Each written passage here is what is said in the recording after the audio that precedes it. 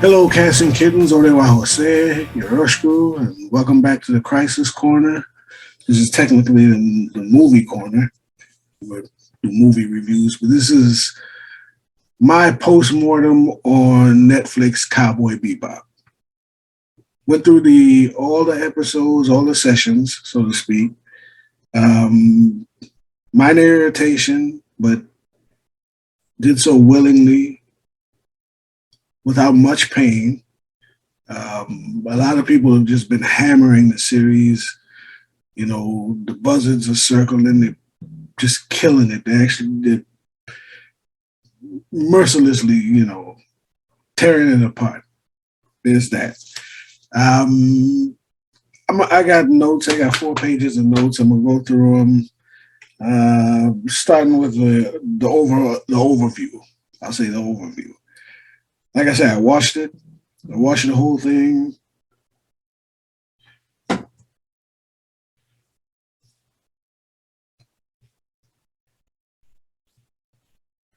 went through the whole thing, beginning to end, without much, you know, rage and fury. I came into this thing cautiously optimistic, as you see from my previous video. Before having seen the series, I was cautiously optimistic.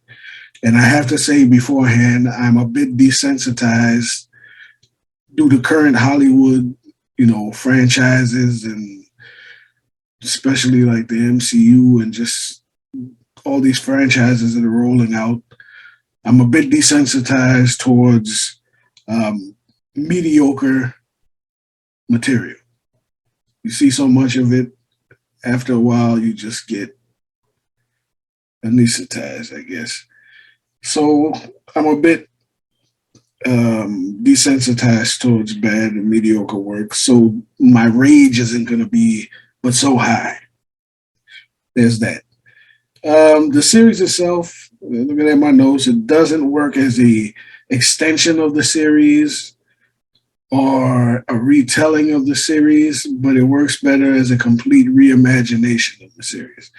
Um, they have elements of the anime mixed in with whatever it is they're trying to do in their reimagining, and that will either infuriate or,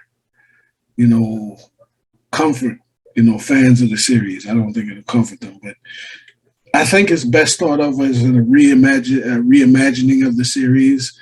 But I think they should have leaned into that a lot more. They should have, in my opinion, they should have played it more like The Expanse, taken out a lot,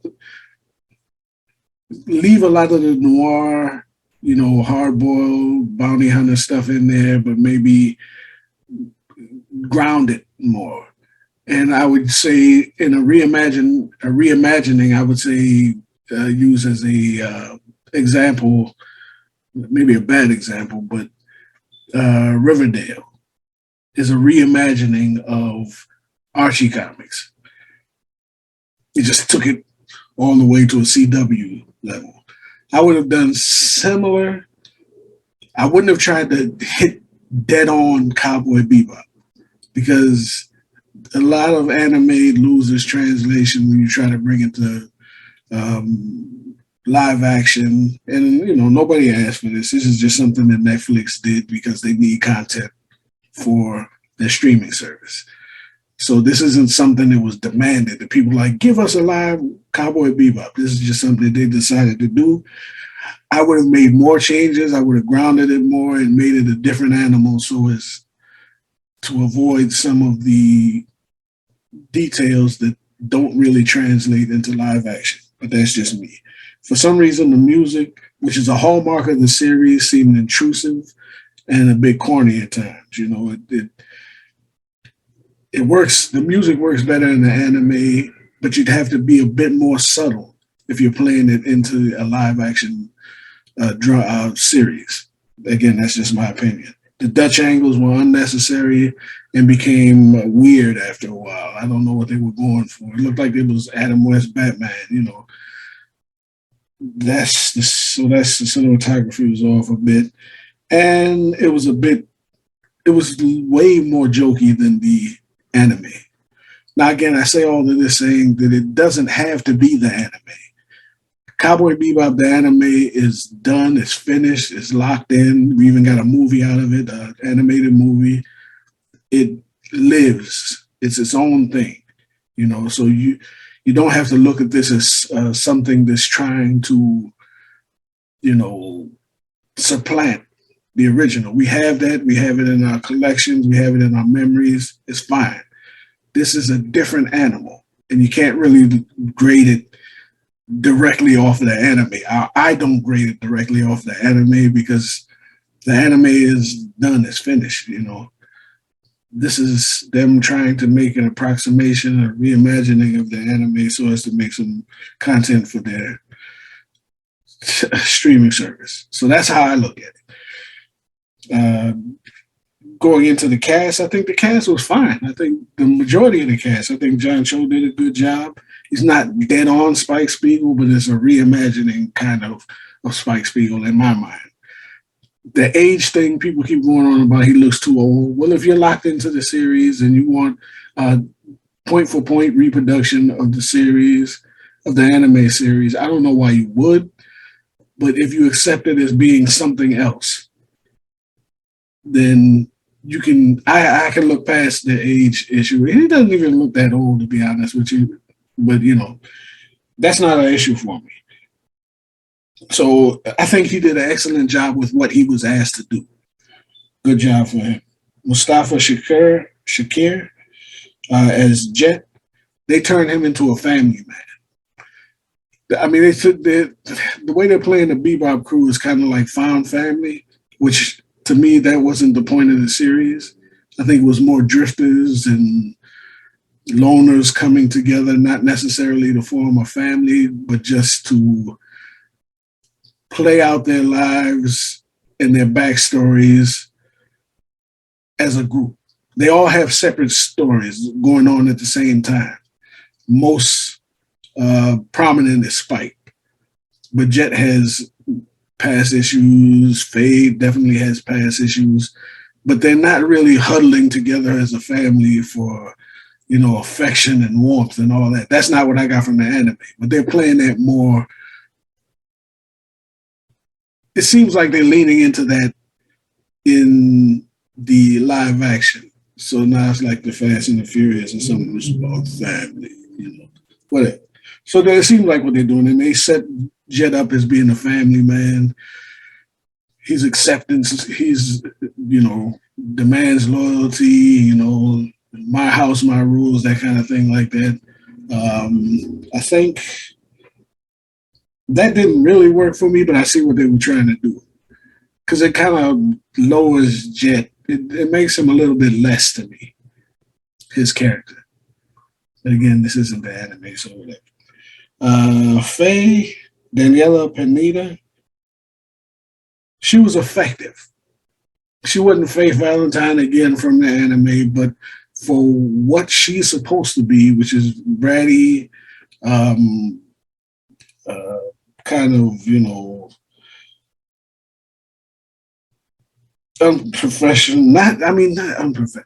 Faye in the anime was a professional cowboy. She was about her trade, but she also had her side issues where she was trying to regain her memories from the past. But, she was a cowboy proper.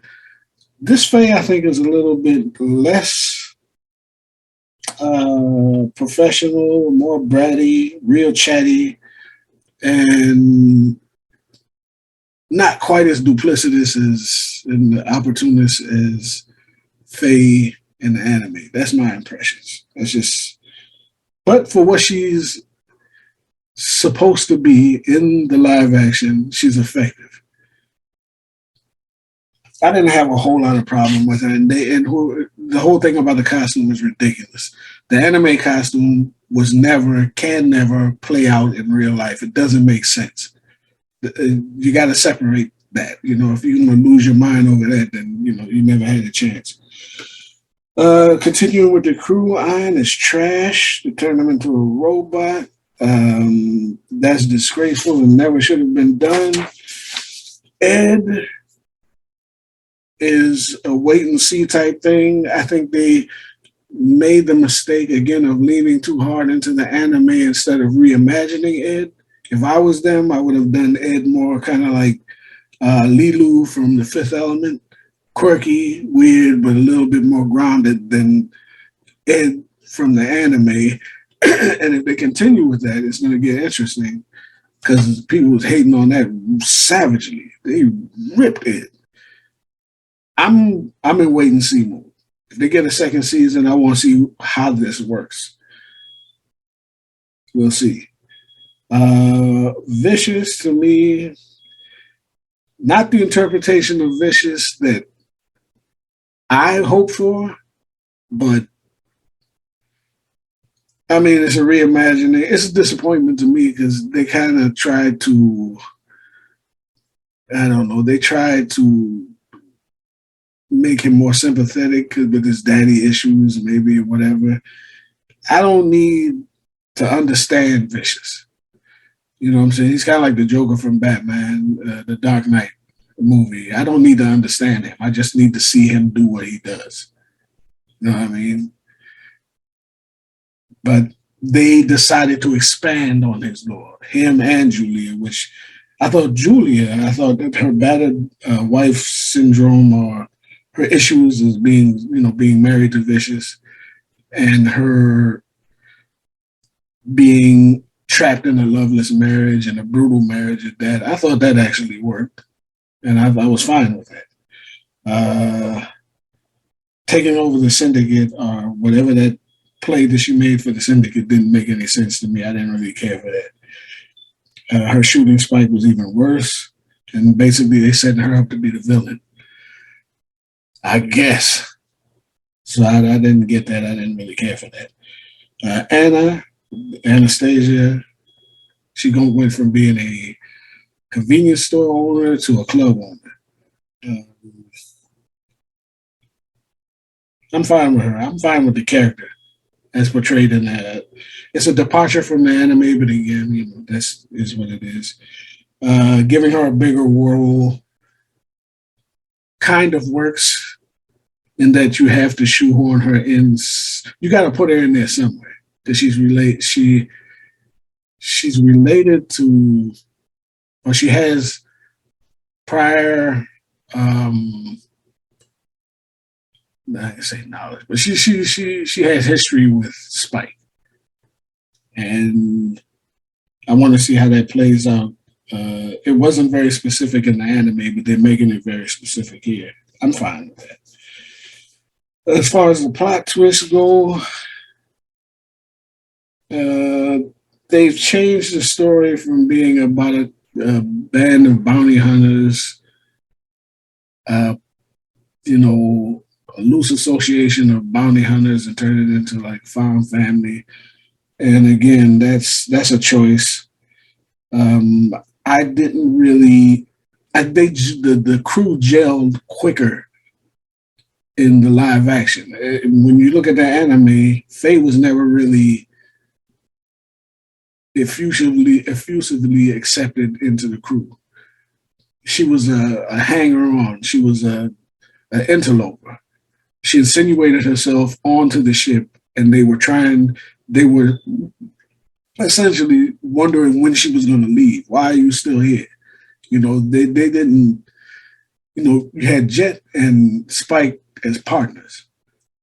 And you always got the idea that Jet would have been fine if Faye left and they went back to just them two being on the ship without Ed, without Ian, just them two doing what it is that they do, because they had that working relationship. And then all these people started piling in, kind of like Jeremiah Johnson. You go up into the mountains to be a loner, and then all of a sudden you got a wife and a kid and all that. If you see the movie Jeremiah Johnson with Robert Redford, you know what I'm talking about. Great movie. Anyway, so this, in the live action, it's like they're more accepting of Faye. They went bowling and they're trying to Jet set that up. Let's go bowling and kind of meld and get together. And get to know each other and stuff like that. That didn't exist in the anime. It's an interesting choice. It's a plot twist to me. The heavy involvement of Julian Vicious was a. It's not anything that I asked for, but they put it in there. Fine, whatever. Again, turning Jet into a family man, I didn't really like that for his character. Um, Faye being gay doesn't. It seems like a box check to me because it doesn't do anything for her character, and then she becomes like weirdly promiscuous, you know, for some reason, but it doesn't really move the needle on her character. So it seems like it's a box check for whatever purposes. I mean, it didn't do anything. I mean, it really didn't. I didn't really care for that. Not, I mean, I just didn't care for it because it didn't do anything for her character. It didn't explain anything about her. It didn't. It's just like a box check, whatever. That's what it is. Spike actively manipulating Jet, I thought was a plot twist, and it's weird because in the anime series, Spike was never really open about his past, but he didn't actively lie or manipulate Jet to keep him from. He just didn't say anything. And then when things popped up like Vicious and whatever his time with being in the Yakuza and the syndicate of the Yakuza, whatever, it came up. It came up. I mean, I don't remember him being deceiving Jet much, but here and it's actually for the purpose of the series. It added conflict, which was I kind of enjoyed it. I thought it was all right. It just queer things. It made it weird.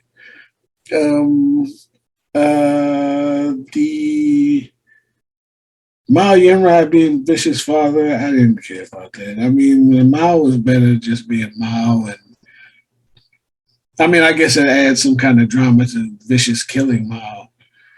You're killing patricide or whatever, but again, I don't need because Vicious comes off as nearly as bratty as Faye.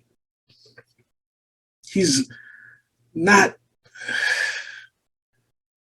He's like a brat, By introducing Mao as his father, who looks down on him and stuff like that, it's like you're trying to get sympathy for this dude. I don't need sympathy for Vicious. I mean, if you want to do that, fine, but that's nothing that I need from that character. I'm fine with him just being vicious, savage, for whatever reason. I didn't need that. But they decided to put it in there. Julia being a villain, again, that's a plot twist. I'm going through the plot twist. As I stated earlier, is probably a bad idea, but in making this live action version, they have to come up with weird twists to keep it going because the series was finite, it was short. Vicious and Julia were barely even a part of the animated series. I think Vicious was in like 3 episodes and Julia 2, maybe 1 or 2, something like that. So they're expanding their lore and then expanding their lore. I think they probably made a couple of mistakes, but it is what it is. So what worked for me, the acting performances I thought were fine. Jet and Spike's relationship I like. I like Jet and Spike together. If Faye never came into the picture, I would love to see. I'd like to see how they met. I would like to see a flashback as to how Spike got on board the Bebop. That would be cool. Big Shots. I love their interpretation of Big Shots. It was like right on. It was on point. Matter of fact, that black dude even looked like the dude from Big Shots, and he sounded like him too. I thought Big Shots was a sneaky little surprise for me. Julia, up until a point, I really liked her story. Her heel turn was left field and didn't make any sense to me. Anastasia, Anna, to a point, I have to see a second season to really understand her a little bit better. But I was fine with her character. I like her. And then Spike and Vicious backstory, despite the fact that Vicious is more whiny and, kind of like a brat. I did like his backstory with Spike. I really enjoyed that. I think it was sessions eighth and ninth, I think. Towards the back end of the series, when you get into that backstory, I thought that was cool. What I didn't like, I think the FX special effects were often kind of cheesy and, you know, they could have put more money into it. They really could have. I think the FX were lacking at times. And sometimes it was okay, but it was lacking at times. Again, the music I think came off as being a bit intrusive and could have been underplayed, just toned down a bit. Mad Parole. Oh my goodness, that should have been left on the cutting room floor. I know they were going through the series, the animated series, and pulling stuff out to put in a live action. They shouldn't have touched that if they weren't going to put any money into him. His flying looked like a high school production of Peter Pan. It was terrible. They shouldn't have messed with him at all. And connecting his backstory to Ein was criminal. Oh, that was cringy. I didn't get with that at all. Yeah, that was bad. A syndicate that, Parole being a syndicate hitman, had to take out Spike. Anyway, Grant, I didn't really care for it that much because in the series he was a sax player in a bar, in a club or whatever, a bar, I guess, bartender slash sax player or whatever he was, but he wasn't in any way related to directly to Anna. But they kind of meld them together, so now he's a hostess in Anna's club. But it kind of takes away from his relationship with Spike. But in fairness, they may get into that in the second season. I don't know. And what else? Ein, again, is disgraceful. Turning him into a robot dog is just absolutely disgraceful, unforgivable, should never have been done. So, lastly, final verdict. I can't judge this series as a direct parallel to the anime. I can't do it. I can't judge it for what it should be. I got to judge it for what it is. And as a reimagining of the original series, I would actually give it a C, at best a C plus. It's weird, it's self-aware, it needs work, but it's enjoyable with hope for improvement. It tinkered with the story too much, but it didn't spend enough money to really bring some elements home. Mad Peru. But again, I kind of enjoy it, But then again, like I said, I'm desensitized to mediocre work, so you got to take that into account. As if this was a low budget fan film based loosely on the original material, I would give it an A.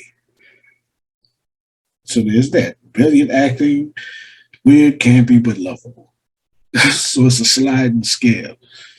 This is some. I've heard some reports that people were saying that this was supposed to, or it was meant to be, an upgrade to the original, correcting oversights from the series. If that's the case, it's a D, and the only thing keeping it from being a flat F would be the acting performances.